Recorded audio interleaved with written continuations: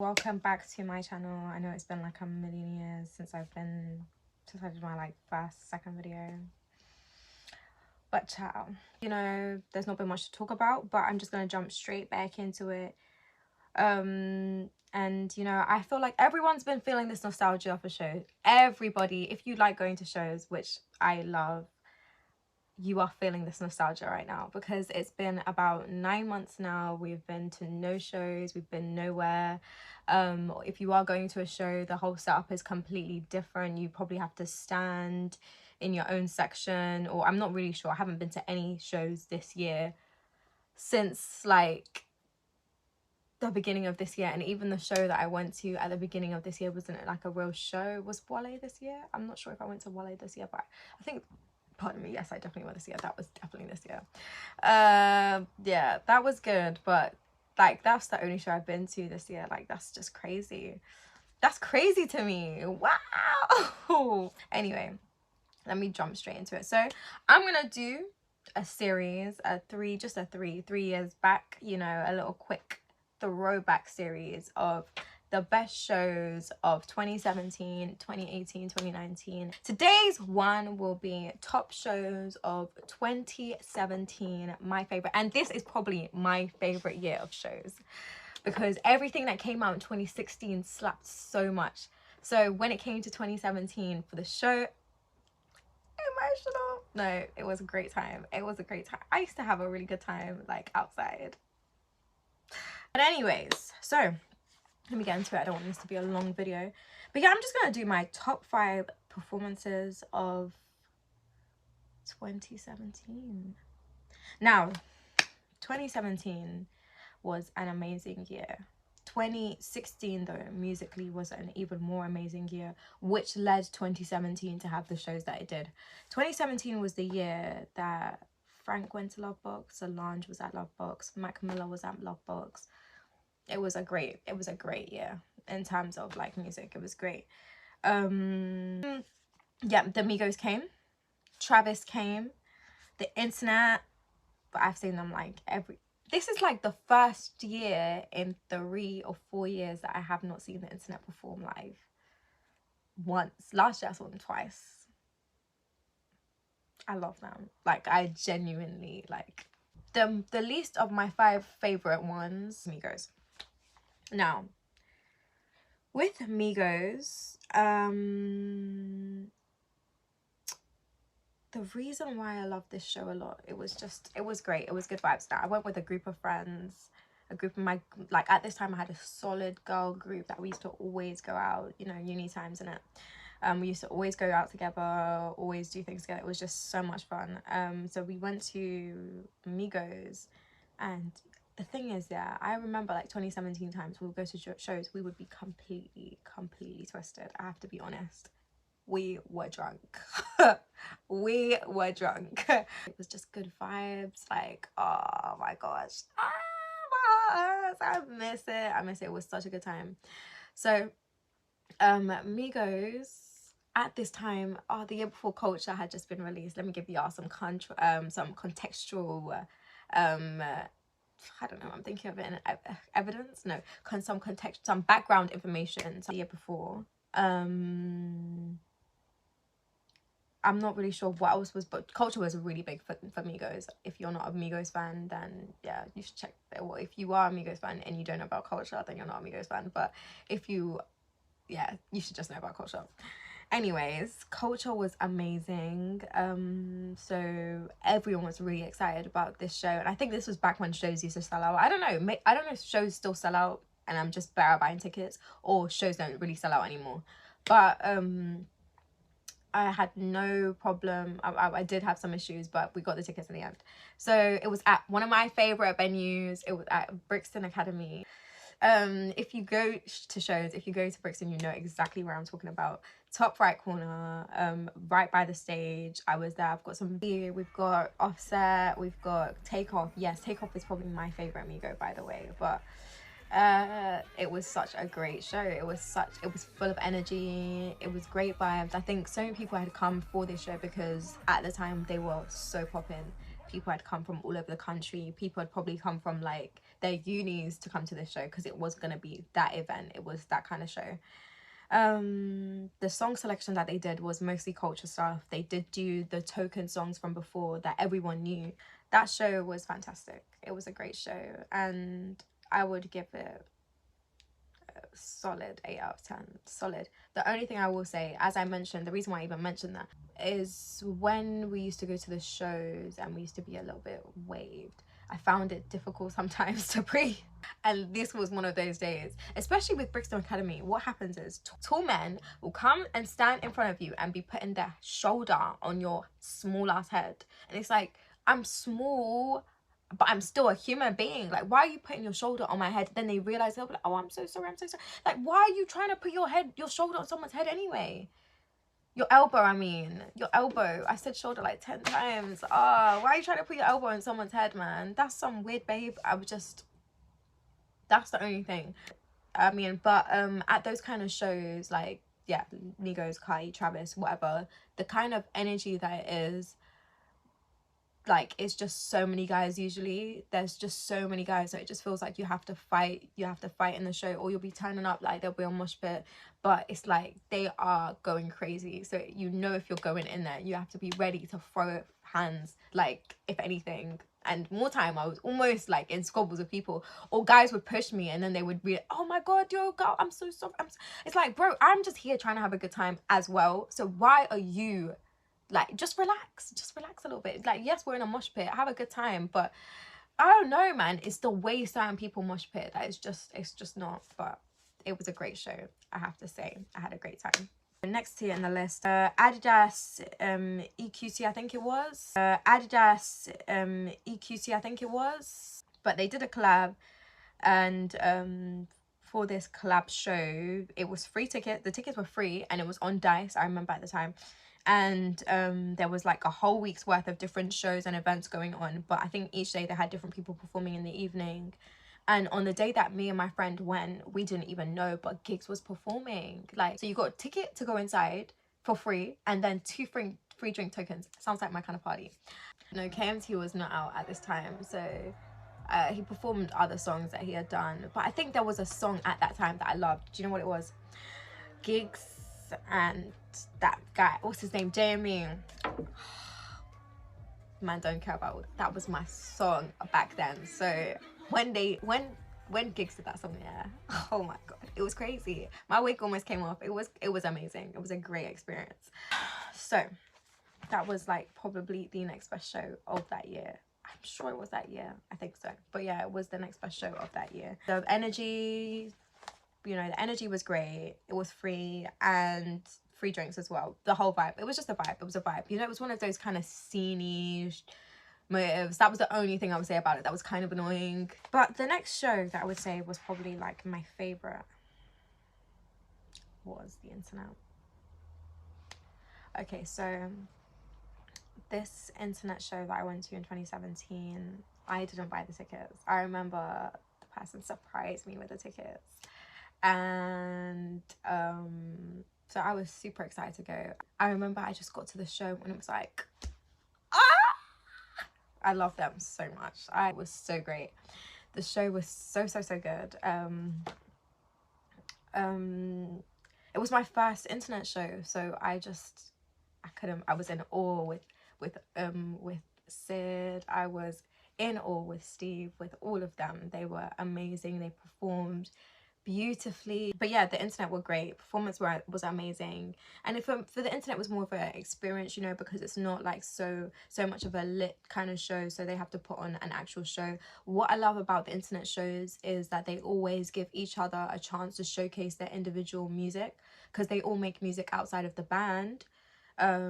Each show that they have, they use it as an opportunity to also showcase, like Sid makes music, so she'll do her music, Steve will do his music, Matt will do his music. Every single individual band member will have a moment where they present their own talents, and I think that is very beautiful, and it's very nice how they all complement each other very well, but they also help each other to grow individually. And I've seen them every year since that year. So that tells you how great they are live. So if you want to see them, if you're considering seeing someone in the following year or whenever they decide to open up the countries again, then you should definitely please go consider please consider going to see The Internet. This show was special. At this point, I had not seen Travis Scott ever before. This was my first ever Travis Scott performance. I had bought tickets to Travis Scott 2 years before, and he didn't come. I remember that would have been my first ever live performance, and he just never came. I remember I bought like 4 tickets. I sold the other 2 tickets. I was big balling back in those days, doing up my fucking ticket business. Anywho, I sold them for so much money, like £100 per ticket, or like £80. I remember someone said to me, "Mates rates." I said, "That is the mate rate, bro."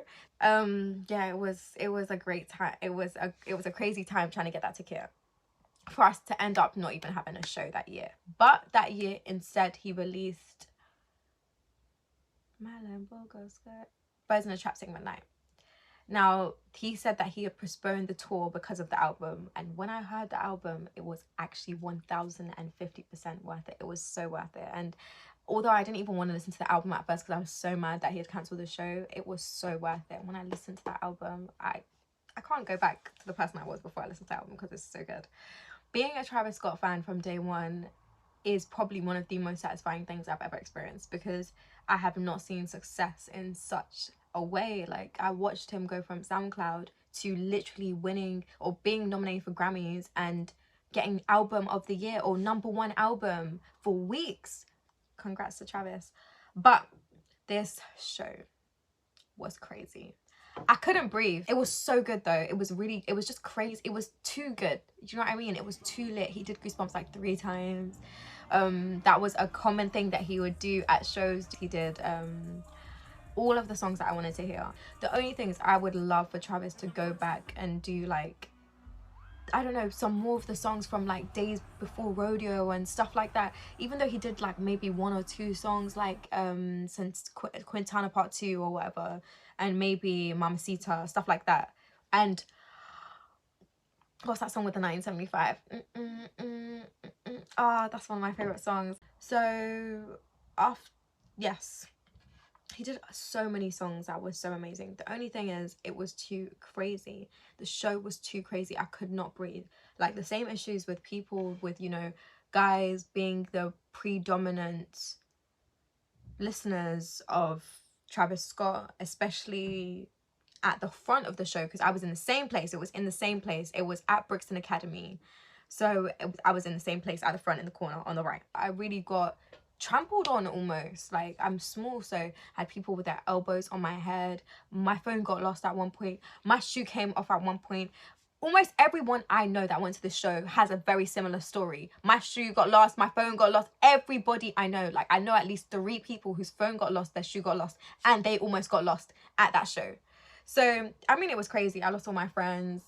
We found each other at the end, but it was great. It was a really great experience. It's, you know, I wouldn't trade it. It was a really fun show, but it was too crazy. So what I will say is that if you're considering going to a Travis Scott show now, I wouldn't advise going into the mosh pit area if you're someone who wants to keep your life. If you love your life, stay away from that place, because that's a death trap. It's so dangerous. It's so crazy. It's too erratic. Like, or maybe I'm just too old now, but before I used to love mosh pitting. Now I cannot stand the idea of, I mean, I would love to turn up like that, but I just can't stand the idea of getting pushed around and, you know, basically stomped on for a show.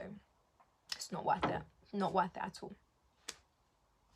But yeah, it was a great show. In terms of energy was on 10, probably a 10 out of 10 in terms of like energy, set list, everything was good. The only thing is that the crowd was too much, too crazy, too wild, and I couldn't handle it. I almost died. Now, in, you know, final place, my ultimate show of 2017, Lovebox. Lovebox was insane. Lovebox. Okay, so probably my 3 favorite people that performed or my two favorites are Solange and Frank Ocean. Now obviously Mac Miller did perform at this as well, but I didn't even get to see it. My friends who came to Lovebox that same day, but they came separately from me, we met at the end of the night. I actually got some videos of them seeing, you know, Mac Miller's performance, but I didn't get to see that, and it actually kind of hurts me now that I didn't get to see that. But I just never thought I wouldn't have the time. I just never thought I wouldn't have the opportunity to see him at a later stage. So it kind of hurts more when you thought that you would just have the same with Juice WRLD. You know, there's people that you thought, oh, there's no way you're gonna die like soon, so I'm just gonna like not book the ticket. Death didn't even come to my, you know, it's mad. Let's not get too bleak.